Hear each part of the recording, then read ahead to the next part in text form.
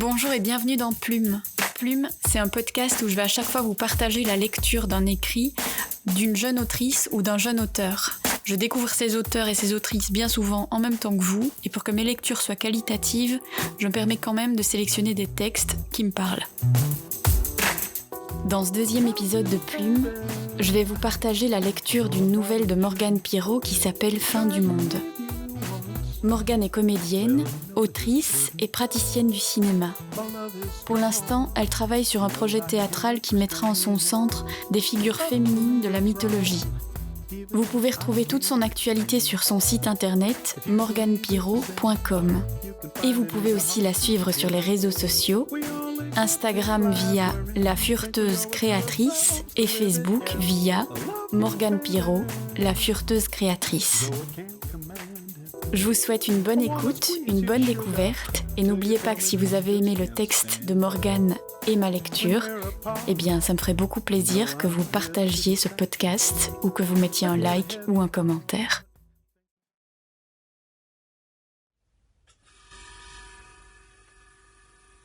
« 7h45. Je ne suis toujours pas prête pour cette fin du monde. J'avais pourtant fait une liste, mais je l'ai perdue. Le temps de me rappeler ce que j'y avais noté, j'aurais sûrement perdu une demi-journée. On n'a pas le luxe de fignoler quand la Terre va exploser. À l'annonce de l'ultimatum, il y a une triple montée des dons aux œuvres caritatives. Je comprends pas les gens. C'est quoi l'idée ? Se racheter un bon karma avant d'être pulvérisé ?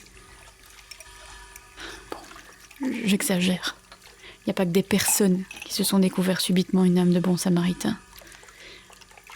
Soyez étonnés de voir le nombre d'individus en qui veille et sommeille un survivaliste averti et aguerri. 7h47. Il me reste exactement 2h16 pour au moins faire le plus important. Dans le garage, mon vieux tacom observe de toute sa dignité, sous la poussière qu'il recouvre. Rien que de le regarder, je sens mes allergies me prendre au nez.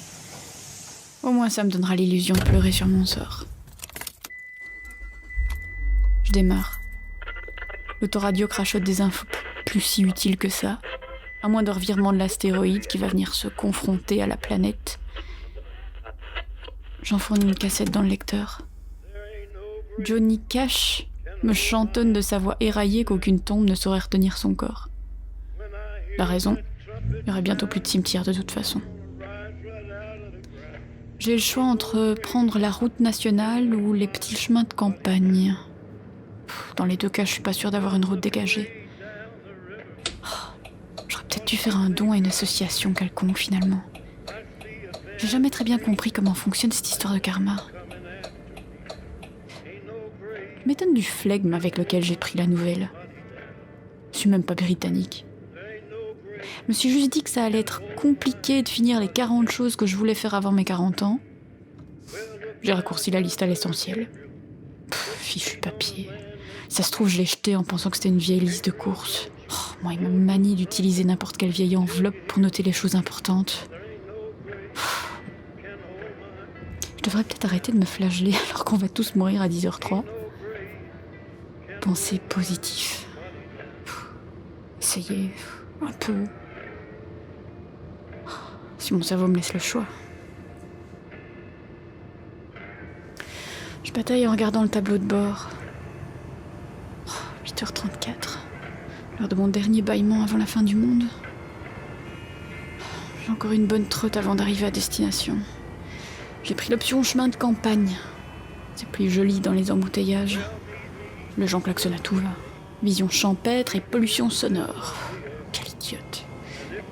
J'ai pas pensé à regarder la jauge d'essence avant de partir. Coup d'œil rapide. Je devrais pouvoir tenir le coup. Si la route se désengorge un peu. Je rejoins la cacophonie ambiante. J'avais jamais utilisé un klaxon avant. 9h31. Paniquer. Pas paniquer. J'ai pas envie de finir ma vie sur une crise d'angoisse. Je m'enfonce sur une petite route ombragée d'arbres. J'accélère comme mon cœur. J'ai envie de ralentir, mais j'ai pas le temps. Il faut qu'il sache.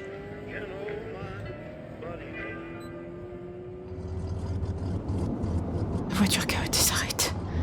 Je fais les derniers mètres en courant, jusqu'à son Porsche. Je sonne, en prenant une grande inspiration. J'attends, en me retenant de défoncer la porte. Il ouvre. Oh, c'est toi? Bertie. Je suis enceinte.